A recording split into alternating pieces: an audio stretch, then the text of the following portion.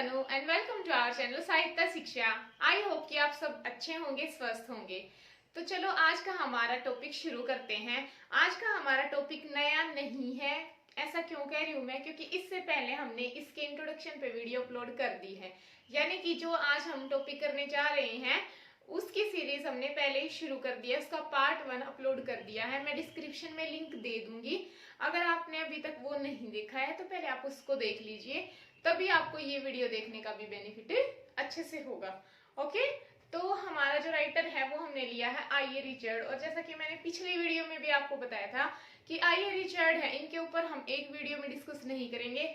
जैसे first video में हमने इनके जो इंट्रोडक्शन है उसके बारे में बताया कि ये कितने सुपर बंदे थे, मतलब कि इन्होंने बिल्कुल जो भी पढ़ा, जो भी हमारे आगे प्रेजेंट किया, वो कितने अच्छे तरीके से डिटेल में जाना, खुद जाना पहले, फिर हमारे आगे उसको प्रेजेंट किया। ठीक है, हर चीज को ये नहीं कि बस जो चीज है उसको एक्सेप्ट कर लेना। इन्होंने ढूंढा कि मतलब कैसे जो हमारे आगे चीजें होती हैं उनको डीपली कैसे समझा जा सकता है, या उसके पीछे लॉजिक क्या है। किसी भी चीज को अच्छे से जानने के लिए उसके लॉजिक को समझना जरूरी होता है। इनका ये मानना था कि हर चीज में कुछ ना कुछ साइंटिफिक वे लगती है, और वो क्या होती है। ऐसे ही किसी चीज को हमें एक्सेप्ट नहीं करना चाहिए जब तक कि हमें ये नहीं पता कि वो क्यों है। तो इनका मानना यही था। तो हमने इनका जो इंट्रोडक्शन वगैरह है वो फर्स्ट वीडियो में हम कर चुके हैं। अभी हम वो कुछ नहीं करेंगे, हम सीधा इनके वर्क्स पे आ जाते हैं।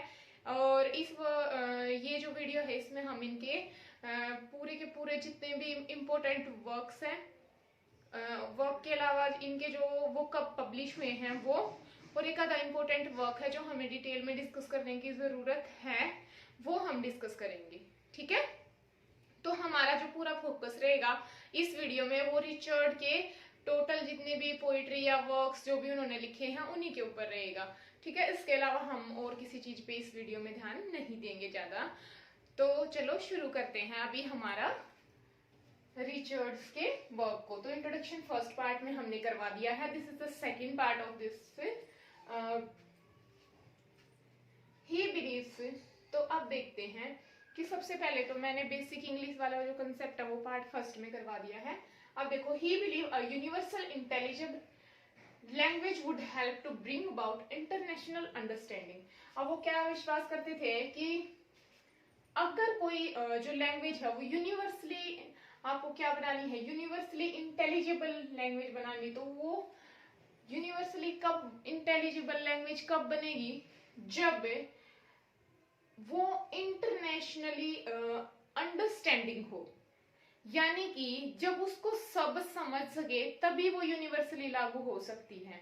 अगर उसको समझ ही नहीं पाएंगे तो फिर क्या फायदा है उसको पूरा का पूरा जो एक यूनिवर्सली बनाने का, अगर उसको इंटरनेशनल लेवल पे लोग समझ ही नहीं पा रहे हैं। तो सबसे पहले अगर किसी भी कोई भी लैंग्वेज है, अगर आपने उसको ज्यादा स्प्रेड करना है या ज्यादा मतलब एक जो लेवल है उसमें आप महारत हासिल करना चाहते हैं, यानी कि मैं जो लैंग्वेज बोल रही हूँ वो आपको समझ में आनी चाहिए, तभी आप क्या कर पाएंगे, अंडरस्टैंड करके ये समझ पाएंगे कि मैं क्या बता रही हूँ। अगर ये चीज मैं किसी और लैंग्वेज में बोलूँ जो आपके लिए सही ना हो या आपकी समझ में ना आती हो, तो शायद वो चीज सही नहीं, फिर हम उसको इंटेलिजेंस लैंग्वेज नहीं बोल सकते। ओके,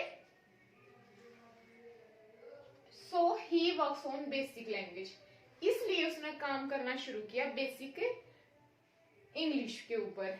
और बेसिक इंग्लिश के ऊपर जो रिचर्ड और C.K. ओगडन थे, इन दोनों ही राइटर ने बेसिक इंग्लिश के ऊपर काम किया, और 850 जो वर्ड्स थे वो ये न्यू लेके आए थे बेसिक इंग्लिश के अंदर। मतलब कि इन्होंने नए वर्ड्स की जो इजी हैं और मतलब कि यूनिक जो वर्ड्स हैं वो ये इन्होंने डिस्कवर किए थे। ठीक है, उन्होंने पब्लिश कराया है अ वर्जन ऑफ प्लेटो रिपब्लिक 1942 में। अब देखो, जो भी मैंने पॉइंट लिखे हैं बहुत ही ज्यादा इंपॉर्टेंट ही लिखे हैं। ऐसा कुछ भी नहीं है कि जो आप एक भी लाइन छोड़ो तो वो आपके लिए सफिशिएंट हो सकती है। देखो, पहले पेपर में क्या होता था कि जैसे कुछ इंपॉर्टेंट वर्क्स हैं, जैसे प्रैक्टिकल क्रिटिसिज्म वगैरह हो गया, इन्हीं से क्वेश्चन पूछ लिया जाता था।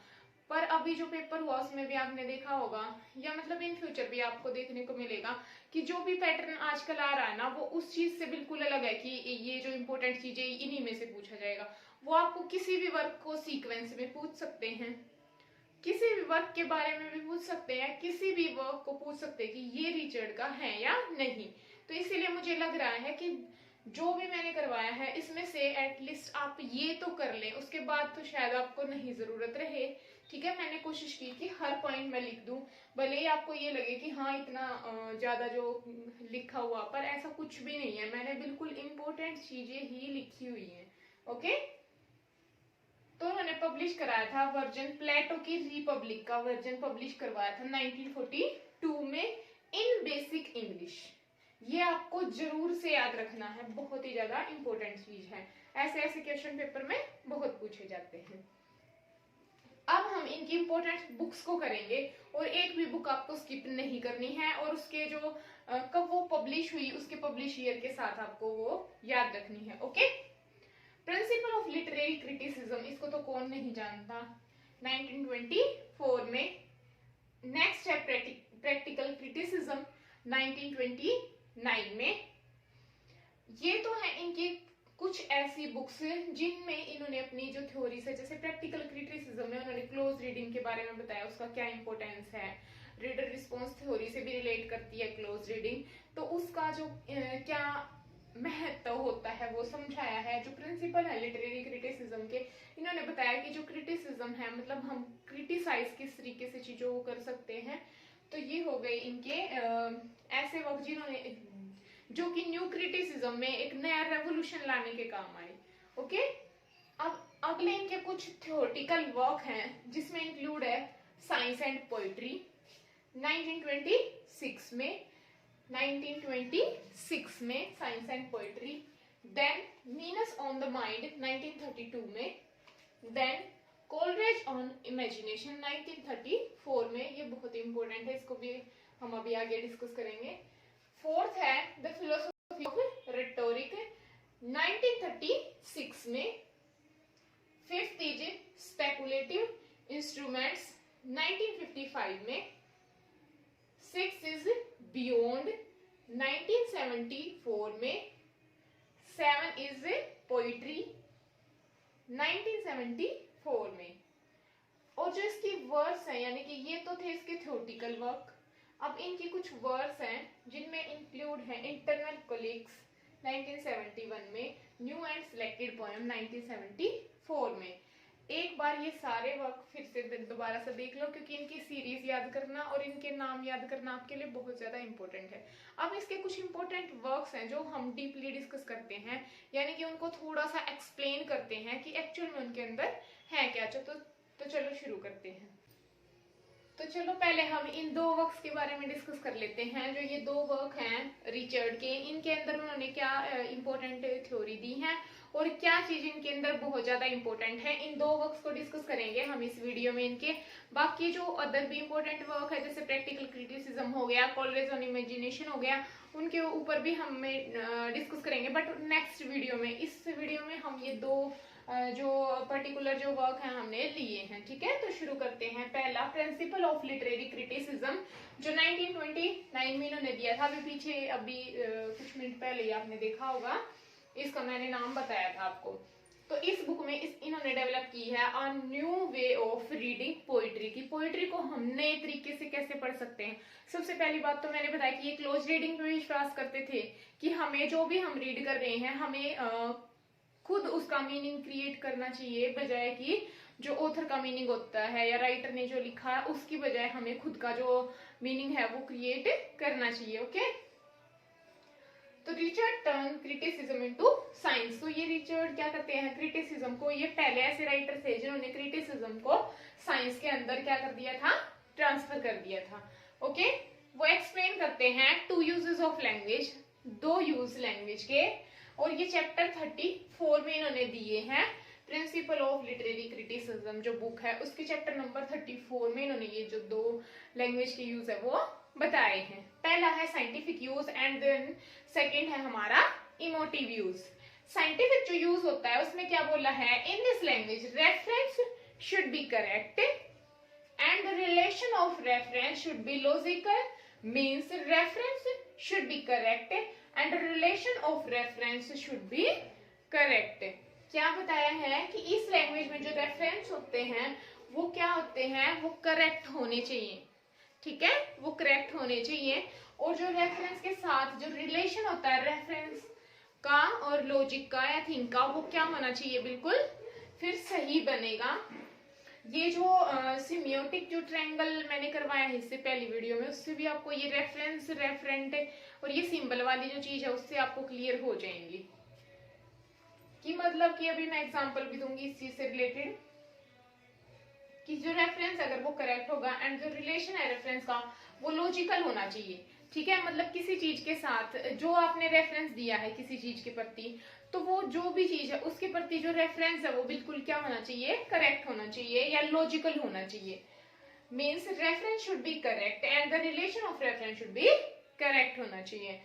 जैसे गुड हैबिट, जैसे आपके अगर मदर या पेरेंट्स आपको रोज बोलते हैं कि उठ के अपना बेड सेट किया करो या सुबह उठ के ब्रश करनी है, जो भी आपका एक रूटीन बनाया हुआ, तो उसके पीछे लॉजिक क्या है, मतलब कि वो आपको क्या सिखाना चाह रहे हैं, क्या वो उसके पीछे कोई ना कोई लॉजिक है या बस वो ऐसे ही कह रहे हैं सुबह उठना चाहिए, जल्दी उठना चाहिए, टाइम से सोना चाहिए, टाइम से खाना खाना चाहिए, इन सब के पीछे क्या लॉजिक है, ठीक है, क्या इनके पीछे कोई लॉजिक है। तो रेफरेंस है, यानी कि मैं रेफरेंस दे रही हूँ या आपके पेरेंट्स रेफरेंस दे रहे हैं अर्ली इन द मॉर्निंग, तो उस रेफरेंस के पीछे जो लॉजिक है वो करेक्ट होना चाहिए, ठीक है। तो ये जो साइंटिफिक लैंग्वेज है वो सही मानी जाएगी फैक्ट के बेस पे, ओके। हमारा सेकंड है इमोटिव लैंग्वेज। इमोटिव से ही आपको कुछ इमोशन जैसा फील आ रहा होगा, बिल्कुल सही बात है, इमोटिव और इमोशनल का कनेक्शन तो है ही। जो इमोटिव लैंग्वेज है वो बिल्कुल सेम किसके जैसी है, इमोशन के जैसी है। यानी कि जितनी भी आप स्माइली व्हाट्सएप पे देखते हो, कोई हंसने वाली, कोई रोने वाली या कोई अलग अलग तरीके की, वो सारी इमोटिव लैंग्वेज में आप डाल सकते हो उन सबको, ठीक है। तो इमोटिव लैंग्वेज है, इसको फिगरेटिव लैंग्वेज भी बोलते हैं। ये पोइट्स के द्वारा यूज करी जाती है अपने इमोशंस को कन्वे करने के लिए कि वो किस मूड में है, ओके।